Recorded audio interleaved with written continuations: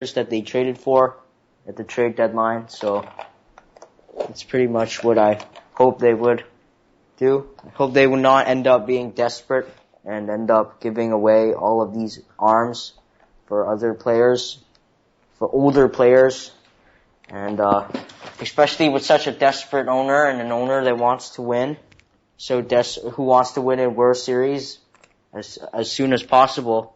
I guess anything could happen. He could ask Avila to do anything, and that's why I really hope that they keep these young arms and young players that they traded for during the trade deadline, and maybe add a few more during the off season and look into the future rather than the present. Yeah, it means that they might not be too good next year. Yeah. But I guess that's for the good of the team. Yeah. So who's your pick to win the American League this year? I really don't have a pick. Sorry. The Yankees will take it? No. No. Regular veterans cannot go far, Dad. No, nah. All right, so Jamie, who are you picking in the American League? The Indians are making a hot surge right now. If they make the playoffs, I'm going to go all in for them. But otherwise, right now as it stands...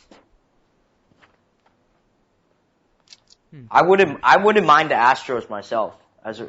They're a surprise team this year, and they're also quite fun to watch. Yeah, can you imagine a Mets-Astros World Series? I don't think anyone would have predicted that at the beginning of the season. Yeah. Yeah, that'd be pretty amazing.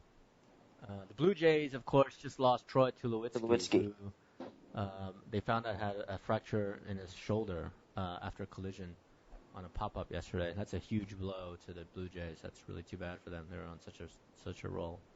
Of course, they still have a very potent lineup led by Josh Donaldson, who will probably be the MVP of the American League. I think it's between him and Mike Trout. The Royals have been on a skid recently. I think they've become the team everyone loves to hate. They seem to get into a fight every game. But, the way they play is good playoff baseball, so I think you can't really count them out. They have a lot of speed. They have really good defense. They have a great bullpen. And those are the things that often make the difference in the postseason. Which is why Billy Bean's Moneyball can never succeed in the postseason. The Royals are, I think, completely gone the opposite direction of Moneyball. Well, I think it depends how you look at Moneyball. I think the Royals have found their own version where they found it cheaper to get two guys on both sides of a platoon rather than to pay one superstar. So you get a guy who hits That's not righties the Royals, and that's the lefties. current A's. Yeah. Or then you look at the bullpen arms or the starters. So you get starters who will be, good 2 times through the lineup, not for the 3rd time.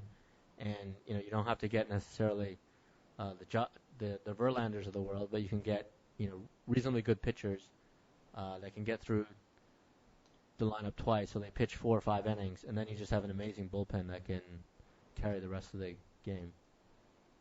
And, maybe that's a cheaper alternative than paying 4 or 5 top-of-the-line starters.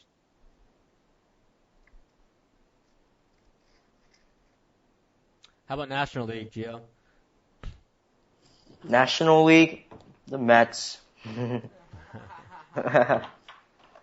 Definitely a fun team to watch, so why not? I mean, the Central Division teams are pretty tough, though. I'm worried about the Pirates because, for whatever reason, the Mets don't match up well with them, and they've lost every game. Hopefully the Cardinals can take care of them for us. Hopefully. Yeah, hopefully. The Cardinals are a really tough playoff team. I think, how many times have we lost the Cardinals in the NLCS? Once. Okay, well, that's, we've lost it 3 times, so that's 1/3 of the time. That's 2006, Adam Wainwright curveball struck out Carlos Beltran looking. Yeah, okay, don't remind me. Well, so... Who do you think will be MVP this year, Gio? I really don't know. There are many good players, many good candidates, and So I really don't know, and I don't really mind for anyone winning the MVP this year. Whoever wins. For the National League, a lot of people are saying Bryce Harper. If I were to choose, I'd go for Paul Goldschmidt because Goldschmidt is really. Is he the only guy this year that's 20-20? Maybe Marte. But he's like, he could go 30-30 this year. Yeah. If he goes all out. So I think I would pick him for NL MVP if I had the choice. For American League MVP, Mike Trout, he's not been doing that great recently. I have to say, I'd give it to Josh Donaldson. All right. How about for Cy Young? Cy Young. Or Cy Young. I say AL probably would be Keuchel. He's been pitching very well. Mm-hmm. And for NL, it's between. I guess Jake Arrieta has made a very strong case for the Cy Young, but there's still many other pitchers that I think are also deserving candidates of the Cy Young this year in the NL. So, Greinke's probably the trendy pick that everyone would pick for the NL Cy Young. He's the ERA leader. Yeah, he's the ERA leader, but I think, the dark horse candidate is Jake Arrieta, Who's 19-6 now. 19-6 now, and he has a no-hitter. He's got that to his credit, so I actually go for Jake Arrieta. I don't think any way Kershaw gets it, right? I mean, he's been Yeah. really strong second half. Yeah, but I think everyone's had that first half impression in their head. Yep. When he had like a pedestrian 2-point-something ERA. Pedestrian air quotes. How about Jacob deGrom? DeGrom struggled last few times out. I think he was in it for sure before this. Yep. I think after his, 2 or 3 sort of mediocre starts, sort of knocked him a little bit out of it. What about some of the other guys in the center? Anyway, I have a question for you, Jamie. Yeah. On ESPN, their Cy Young predictor, they put J. Reese Familia, number 6, on the Yeah, I can. in the NL list. Yeah. What is your thoughts? I can for sure see him that high. He's had a great season, 40 saves. Mets tied Mets record that. No, but he's the third pitcher that's gotten 40 saves. Third pitcher that's gotten 40 saves. His ERA is below 2. His stuff is nasty, and he's just been a great breakout candidate this year. Filling in for his best pal, best friend, Henry Mejia. And he's come up, and the Mets needed the closer the most, and he's proven that he's much better than what we had before. Yeah, I think the voters though need some more familiarity with him because, as you know, he didn't even make the All-Star team. Yep. Although I think he probably deserved it. Yeah, for sure. Yep, he definitely deserved it. I think other teams got their guys in is because they didn't have other guys to put in. The Mets had DeGrom already. It's like the Phillies had to have Papelbon in because There's no he's not even on the Phillies anymore, which means the Phillies have 0 All-Stars right now. So who else is on that list, Gio? Garrett Cole? Michael Wacha? Who else is on that list? Greinke follows Arrieta, Kershaw, Bumgarner, Rosenthal. Trevor Rosenthal. Huh. Yeah, Melanson, Jarrett Cole, DeGrom, and Waka. Okay, yep. All the guys you'd expect. Yeah, and then Yep. American League, Keuchel's making a strong case. Yep. 17-7 this I year. still think a lot of people need to hear him more. American League, who else is pitching well this year? Sonny Gray. Sonny Gray. Sonny Gray. Yeah, I'd put him in there, but how's he been doing lately? I haven't heard much about him. He's okay. Okay. Decent. I still think Keuchel will run away with it this year from the American League. Yeah. How about Corey Kluber? They said it's a terrible start. Corey Kluber, the thing is his defense hasn't been picking up him up that great. If you look at more advanced stats for him, they have been identical to last year, which means he's been pitching the same as last year. In fact, he has the same amount of strikeouts, same amount of his balls in play. He's just been getting very unlucky this year. guys, his stats are really similar to last year's. Just his ERA is a little bit inflated because his defense hasn't just been, which again strengthens the point of how important a team's defense is to a guy's ERA, which is so sometimes looking at an ERA you have to go more advanced, look at that stuff too, and then his win loss also no run support. 8 and 13. He's like a Shelby Miller of the American League. How about the King, Felix Hernandez? He's having a good year, isn't he? Not as great as before, I think. Yeah. No. He is 17 and 8 with a 3.49 ERA, 175 Ks. 3.49. 3.49. I think. Win the Cy Young right now. It's got to be under 3. Yeah. Yep. It's got to be under 3. How about Colin McHugh is also. Zach Britton? Zach Britton is 4th on the list on ESPN's Cy Young predictor. I don't think he's pitched enough, though, right? Yeah, he's pitched very little. He's still on the list, but he's probably not pitched enough. But Colin McHugh is also, he's been pitching well for the Astros as well.